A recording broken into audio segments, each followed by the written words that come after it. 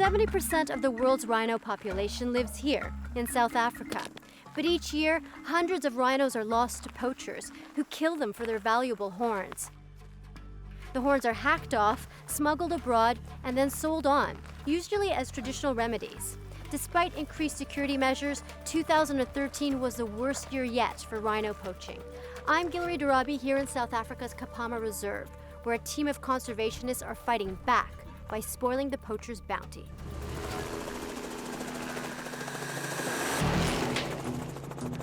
The Rhino Rescue Project is a specialist team of conservationists with an innovative idea to combat rhino poachers.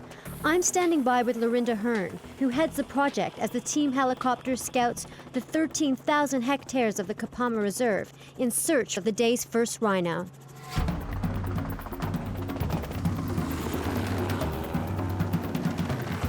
It's amazing.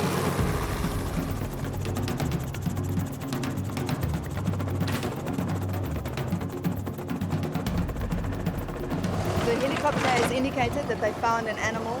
The dart's gone in, so we are now racing against the clock to get to this animal in time. You don't want it to be down for too long before you start the procedure. There he is, there he is.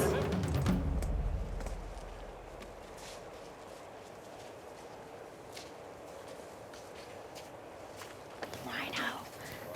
Amazing. The Rhino Rescue Project's goal is to spoil the horn for poachers. With the rhino sedated, holes can be drilled into its horns, a painless procedure for the animal. Then a set of valves are attached.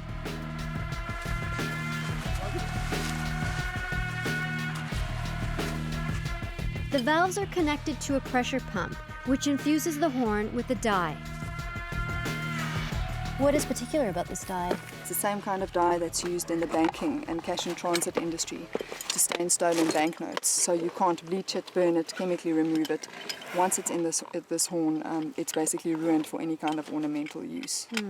What about ingesting and using it for medicinal purposes? The cocktail that we infuse along with the dye is 100% safe for the animal, but toxic to humans if they were to ingest it. So it serves a dual purpose. The internal structure of a rhino horn is made of tiny fibrous keratin channels, so the dye will rapidly infuse the entire horn. The team also collect DNA samples from horn shavings and tail hair, as well as inserting microchips into both horns and the animal's body. 67. 67. That's it.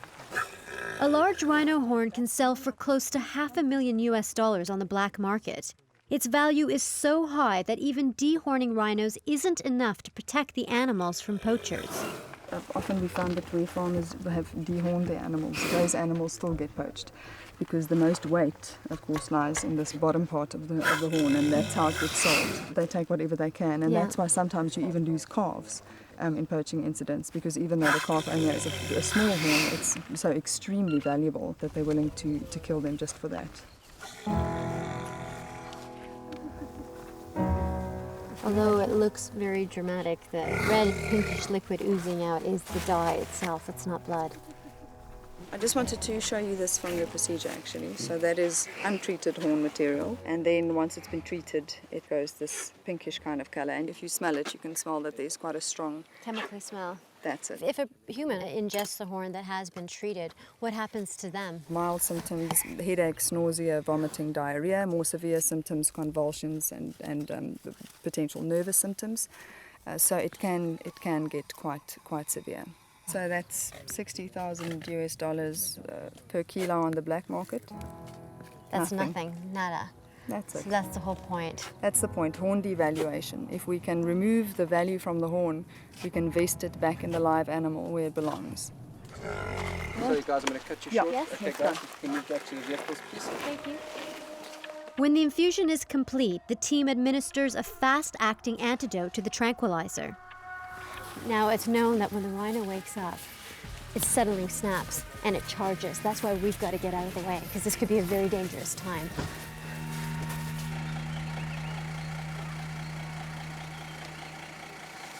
All right, here we go.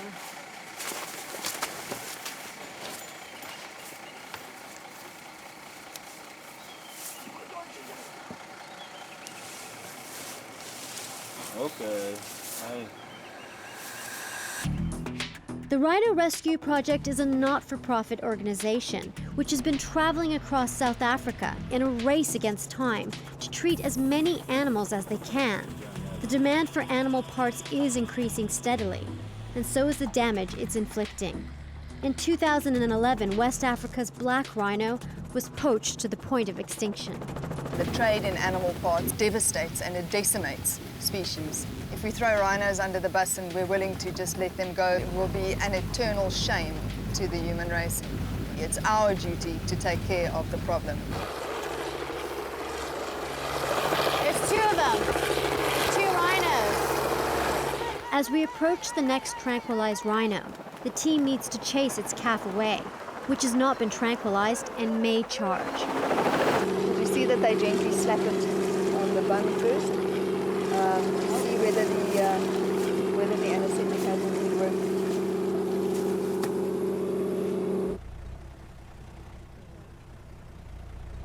This is a very big horn, but she is a beautiful rhino. Look at that face from here, and that horn.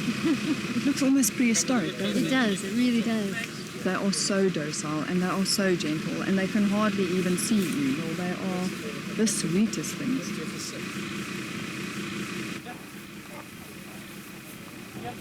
They're having a hard time convincing this mother to just rest for a while they do the procedure. She's worried about her calf. Very understandable. Oh.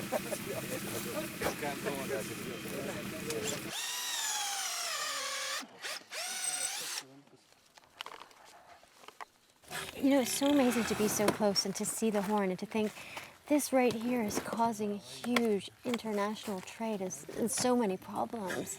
And it's based on a complete myth, the myth that this horn contains some sort of medicinal value, when really it's essentially no different to your own fingernails. And then, of course, one of the most famous myths that it actually cures cancer is completely bogus. Does the whole crisis just baffle you? It does, but obviously it's more disturbing than it is baffling, because we are literally hemorrhaging animals.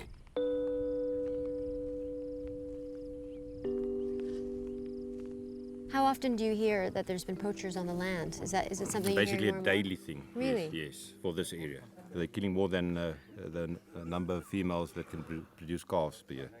Yeah, because I don't think people understand how serious it is with the rhinos. When Rhino Rescue Project first approached you, with the helicopters and the tranquilizers, what did you first think? Once we understood what the process entails, we really thought it was going to work. These guys try and make a difference. Yeah.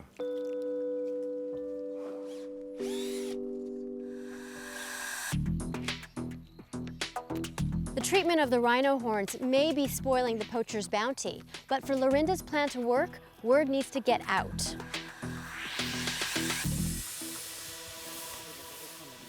Hello.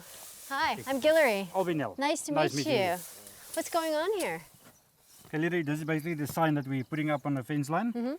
And it says, warning, rhino horns on this property are contaminated with toxins and should not be handled or consumed by humans. And then most important is this picture down here for people that cannot read.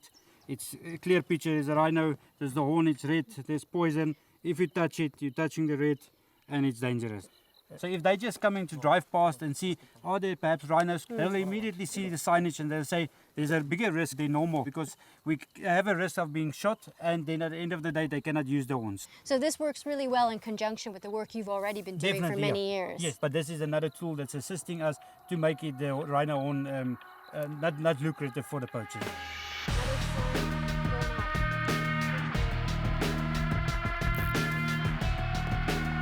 I think you're going to reach the top ones better than I am. I see here it's been translated into an Asian language. Which one is that? It's Mandarin Chinese, because according to information, that's where the most rhino horns are going to the Asian countries, and I think that's also to warn the end consumer. How would the consumer have the opportunity to see this sign? If they are, in China or Vietnam or wherever? With the organized crime syndicates that are involved, they'll be investigating this. You can be sure that they're going to take a picture, send it away. So this poster isn't just for the area. You're really hoping this goes worldwide. The more people who can take notice of this, the better at the end of the day.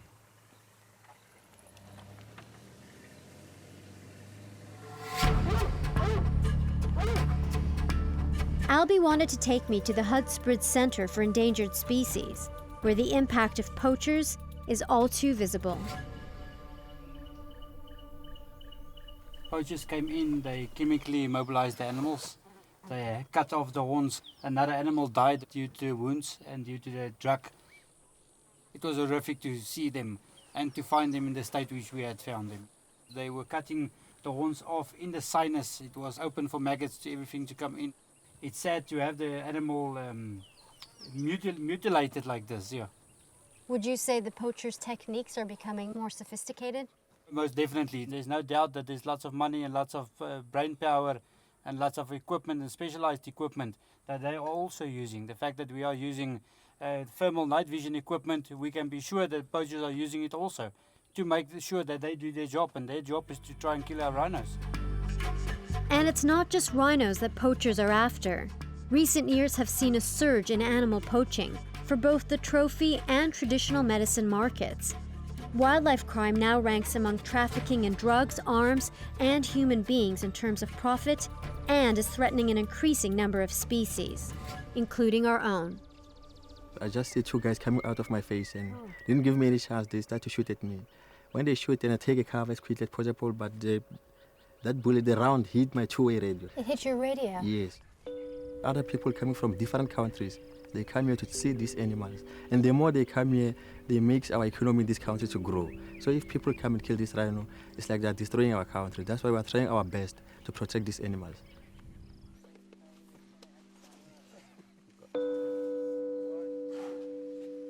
Apparently rhinos like a good scratch behind their ear. This is their soft spot. So I've been given the task of official ear scratcher. I don't mind. The final step of the treatment is to seal the holes with special putty and wrap up the horns with duct tape. After a couple of days, the tape will come off, and the treated rhinos will be indistinguishable from the untreated ones. Because you can't see which ones have been treated or not, it creates an element of doubt in the mind of the poacher. They don't know if they're going to take that risk to come onto a property and shoot an animal and then not be able to do anything with the horn. What kind of results have you seen? We've had unbelievable success in terms of being an anti-poaching measure. These properties tend to be avoided and the poaching shifts elsewhere. If the poaching shifts, we get to treat more and more animals until eventually we don't have to.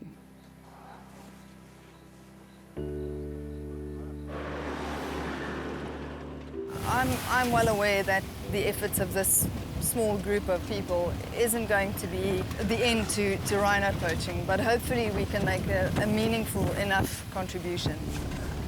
But really, if you look at where we started, where our goal was just to try and protect one animal, where we are on a total of close to 300, it's still a drop in the ocean, but to us it's an absolute triumph.